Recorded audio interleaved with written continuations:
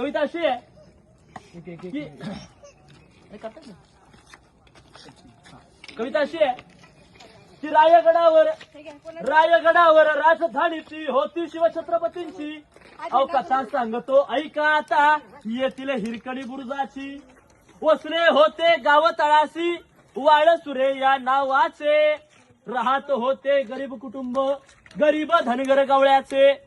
आई बायको ताणा मुलगा, अन कुटुंब होते छोटेसे. अन शोभत होत्या हिरा नावत्या, तडपदार घरवालीचे. अव रोज सकाळी हिरा जात असे दूध घेऊन गडावरी. अन चालत होती उपजीविका त्या लेकीच्या धंद्यावरती.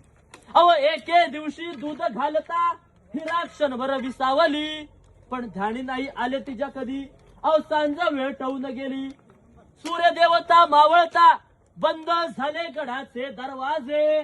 अन हिरा म्हणाली मनात भ्याली, अव घरी ताणे बाळ माझे.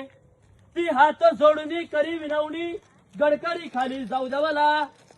पण गडकरी म्हणती नाही आज्ञा शिवरायांची आम्हाला. बाळाचे आठव झाली माया माऊली वेडपिसी. आणि हा कडा उतरुणी धावत जाऊनी बाळाला ती घे कुसी. आतुरणीय हे धाडस पाहता महाराज स्तंभित झाले. आणि साडी चोळी हिरास देवणी प्रेमी सन्मानित केले. कड्यावरती या बुरुज बांधिला, ओ कड्यावरती या बुरुज बांधिला साक्ष आईच्या प्रेमाची. आणि कथा आजही ऐकू येतीये येथील हिरकणी बुरुजाची.